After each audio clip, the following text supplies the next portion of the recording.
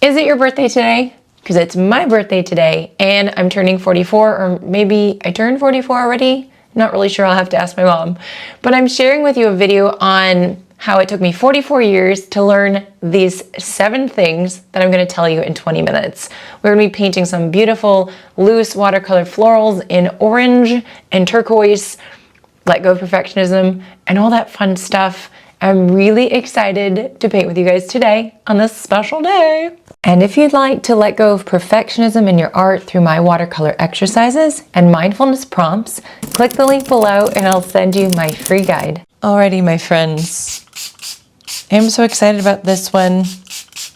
It's fun to do a video when it's your actual birthday. This is the reference that I am choosing to work with today. And as you know, I like to make things my own. So I've got my classic sizes of brushes here, my 9x12 paper, and my 6 and my 12 round brushes. So I've sprayed everything down and we're ready to paint. And so I'm gonna start with my large brush. And as always, I like to use just, what I have in front of me as a rough reference, just to get me inspired. So this is a really light pink color. I'm just gonna grab a little bit of my yellow ochre just to tone it down a little bit. Just see what happens. I want you to use the colors that are really speaking to you today though. And so we're just gonna start working, moving this a little bit, and just start with a larger flower here in the middle. Just doing these really simple brush strokes, swooping around towards the center. You can kind of go like this if you want. These are not perfect in any way. And then just like a little bit of shorties right here to show that this flower is tilted. So that's the first one. I want you to go in and grab some darker color and just maybe tap in a little bit in the middle just to create some dimension, maybe some streaks of color, wet on wet. And then let's go on to the next ones. This is a beautiful kind of peachy color. We've got some beautiful side facing ones. So we're just doing these quick brush strokes, curving them around. And today, as I'm sharing the things it took me 44 years to learn, I hope that something resonates with you. Just a little bud here. The first thing I want to share, because I think it's really, really important, is that slowing down doesn't mean you're behind. So the life lesson for that, I'm going to do a bigger one here too, is that, we think this high-paced life needs to happen for us. And we're getting behind if we're not keeping up with the Joneses, as we say. See these little swoopies? I'm even going to go in with some darker color like we did before. Just grab whatever concentrated color you got and just pop that in over the top. Same brush strokes, seeing what happens. Little purple. That's a little purple. A little pink, I don't know. And so, but if you were to slow down, take your breaks, take your space, analyze how you're feeling with life.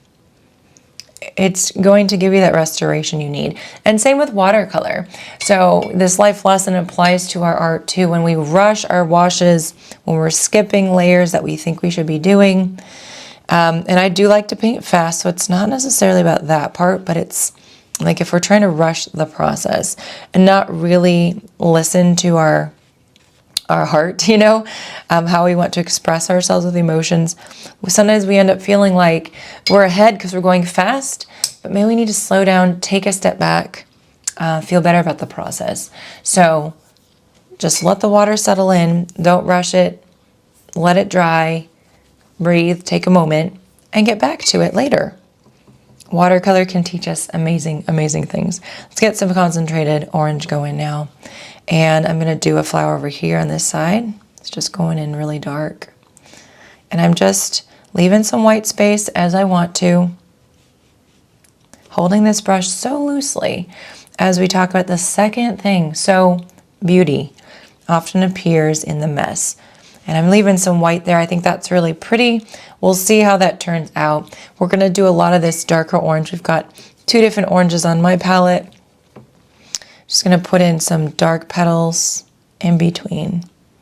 So that second lesson, which is so important, is that this beauty that appears after, sometimes it looks really messy and chaotic. We just got to stick with it. But this is a big piece of our life where we feel like we just need to, take a minute. The chaos is crazy. We're not learning a thing. There's nothing good. Everything is bad. But sometimes that beauty shows up after we get through it, right? Maybe we've learned to be stronger. Maybe we've learned to trust. I'm just going to go this way, go from the outside in, see what happens. Just swooping it up like this. We're learning to trust our judgment, our partners, our intuition, and we don't learn that we can do certain things until we've gotten through the things. So the awkward stages of watercolor is very similar. Similar things. Let's do some little circles too, where we just got to get through it. Sometimes we've got that first layer and we're like, oh my goodness, it's so ugly. I don't like it. But we have to keep going before we see the beauty coming out of it. So, that's not something I learned overnight. Good grief. And I'm still learning it today. But just as a little mindful thought that if you're going through it right now, there is some beauty within the chaos. We just have to see it. And sometimes it's just simply, I'm stronger than I thought. I was able to get through that. And I'm a believer right now in my whole life. And so I believe that God gets me through things. You might have a different belief system, and that's okay, where your strength and help comes from. But being able to get through it and say, wow, I didn't think I'd get through it, but I did it. It happened. And I'm better off because of it, because of what I've learned, to be able to just trust that process. And it is like that with our watercolor too. I'm going to put in a little vase here on the side. And it looks crazy right now. Remember that first layer, but we stick with it and we kind of figure out where it's going to go little by little. Little aqua vase. Use the color that speaks to you. And I'm just going to put one in right here, just a long kind of thin vase on the side of my paper. Just the side of my paper. This is very sketchy. This is not super detailed or anything. Just putting in some little lines. This is all about self-expression. This is all about learning to just put marks down and see how they make you feel. What colors make you feel alive today? What color combinations make you feel like you have joy? So remember, trust the process, because the beauty, the depth, life and your watercolor often come after the next layers have dried and you can see it. All right, let's grab some green. We're going to put into our stems, or at least some of the stems. So I like wonky stems, and I'm liking that right now too. This one here is a little awkward. I'm just going to put it like that because it's just kind of coming around. It's in the vase somewhere. What's the next thing? Let's talk about perfectionism, because perfectionism is something that a lot of us struggle with. And I think that I do say this a lot. Perfectionism is a form of anxiety, and it also is fear. It's fear kind of dressed up, right? So we're kind of like, I'm okay with perfectionism. It's teaching me how to be, it's teaching me how to do things right. Maybe you had a parent that said, do things right. Do it the right way, as if there's only one way to do things. It just brings a sense of dread, worry, frustration. I'm going to put another one right here so I can add in a flower. Little stem here. And I'm actually going to put one in the middle where there's white space. And if I can add a stem, little stems here to connect those berries, then I will. Little diagonal mark. And so if we can let go of perfect, reminding ourselves we can be good enough and we can keep learning, but we don't have to demand perfect every time. It lets go of that fear, of that anxiety, and guess what? It allows joy to bloom, to blossom, to be present in our painting process. That's what I want for you. That's what I want for myself. That's what I want for my kids, my family. Let's put in another flower. As we talk about number 4, comparison. Comparison also steals the joy. Let me grab some really dark paint over here. I'm just going to do some quick brush strokes. This is not a fancy painting today. It's a painting for joy, a painting for putting those marks down and seeing what happens. I'm going to put some extra dark here.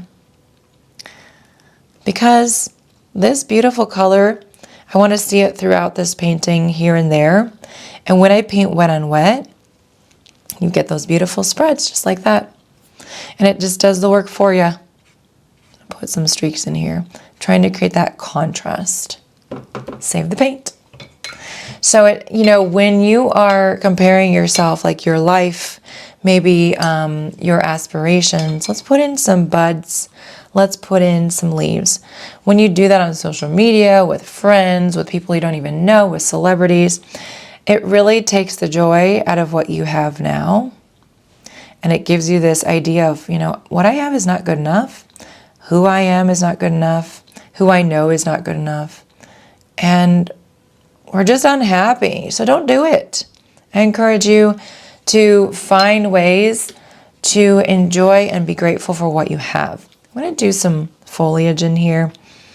So just some quick little leafy structures filling in some of this space. So if you're comparing yourself to how you were last year as a person, if you've made some growth and changes, you're going to feel good about that. If you haven't grown, it's time to grow. It's time to say, okay, I'm going to make some different choices. When it comes to your painting, the way to do that is to compare how far you've come from where you started. Look at some of your old sketchbooks and see the progress you've made. It's going to be encouraging and to bring a smile to your face, friends. Okay, so I've got these flowers in here and I want to add in maybe just a little, like a table, kind of like a tabletop. So I'm going to use my yellow ochre. And this is something that's not in the picture. I just thought it would be nice to add in. So just make a really uneven line. We're not going perfect, okay? And we're just going to go back and forth, doing some brush strokes here. Let your brush do some dry brushing too.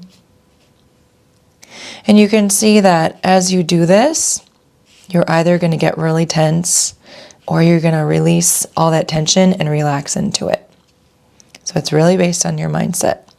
This doesn't look perfect at all, but I'm having a lot of fun. And if you can find the joy in this whole process, you might find some fun too. So a little bit extra, that concentrated paint, just popping in some color.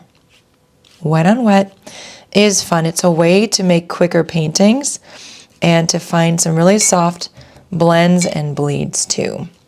Okay, so we'll make sure this gets dried and we'll come right back. We are getting into that second layer. And I want to just darken up some of the things like this. For example, I want to go in the little more yellow ochre now that this is dry and just add a little more texture. As we're chatting about the things that I've learned, so number 5 is that you can't control everything. Now, I think we know that in theory, and yet we still try to do it. And so kind of look, instead of what, you know, being frustrated with what you can't control, look at what you can. What can you change? What can you do? Do those things. And then things that you can't change, eventually you learn to accept them, or you learn to maybe set some hard boundaries with a person or a situation. But with our watercolor, we know that so intensely that, you know, just adding the paint in where this is wet, there are bleeds, there are blooms, we can't control where they're going. We can embrace them. If it's something that's not a bad thing, we can embrace it and say, okay, that's where you're going to show up today. I'm going to embrace that in my painting. And that's a way that we can practice just embracing what is when we can't control it. Allowing ourselves not to be tense and anxious when we're putting our blooms down, when we're making blooms and we don't know where they're going. I'm going to grab with my number 6, I'm just going to grab like some other colors, some pink, and go in with a little bit more texture with some of these. So just some quick brush strokes over the top. I don't want to cover those blooms, but adding a little extra element of beauty, a surprise. Some rounded brush strokes there to create that texture and that depth. And then number 6 is that I've learned is small, consistent practices do change everything. So if you are obsessive with watercolor like I used to be when I first started, you might spend several hours painting and learning, but that can be exhausting, and often we're just like full of stress because things might not be turning out how we want. So sometimes wanting to learn something new in small pockets of time can actually help you. Just like with life, right? Don't force it so much, give your brain a break, and you often end up metabolizing information a lot better if you have a lot of breaks in between versus just going through it and just forcing it to happen. All right, so I do want to add in some centers, a few little more details for this. For the berries though, I think I'm going to go in with some dark orange and just add in some little C curves or little dots to bring in that element of texture and a little extra boldness. This is just a whimsical, fun painting. It's not anything to take seriously. If you're wanting to take yourself seriously, this is probably not the painting for you. For me, I'm doing this as a whimsical thing. It's just fun. And just seeing how it turns out versus taking it in such a serious way that it has to be a certain way. I'm trying to embrace whatever happens, but also knowing that I can be in charge of the details. So I still have a lot of say in this painting, but also working wet on wet, things are going to bleed. Things are going to spread. And I'm going to be okay with that. Let's do a few lines here just to connect the flowers with the stem. Let it spread, let it do its thing. A little bit there. And that one's okay. This one also needs a little bit. And then when it comes to the centers, I actually want to use green. I'm going to use a dark green though. So the last thing I want to share with you guys about is peace. That peace in life is a practice, just like anything. So you want peace to find you, you got to find the peace. You got to find moments where you focus on what's here in front of you, what you can see, smell, taste, touch, and hear. What brings you joy? What calms you down? What activities fill you with hope and not dread? If listening to the news freaks you out, don't listen to it or limit yourself. If speaking to a friend who's always talking bad about others is bringing you down, don't spend so much time with that person or set boundaries with them. Let them know. Just like with life, watercolor, peace in watercolor is a practice. And so when you sit down to paint, if your mindset is, I'm just going to see where this goes, I'm just going to have a playful time, and I'm just going to embrace whatever comes out of it, you're going to enjoy yourself so much more. Let's grab a little bit of yellow, concentrated, let's dab the brush, and just try to poke in some in the middle here. So next time you sit down to paint, remind yourself, what can I learn from this? What is the paint doing? Paying attention to those details instead of, I hate this isn't looking right. There's a few things that are happening that I don't love, and I'm going to do what I can to control. So I've got my brush, I've cleaned it, I dabbed it, and I can swipe some of this paint that is spreading crazy. Clean the brush, dab the brush, swipe, and take some of that off. This is spreading here. I'm going to leave it because it's kind of cool.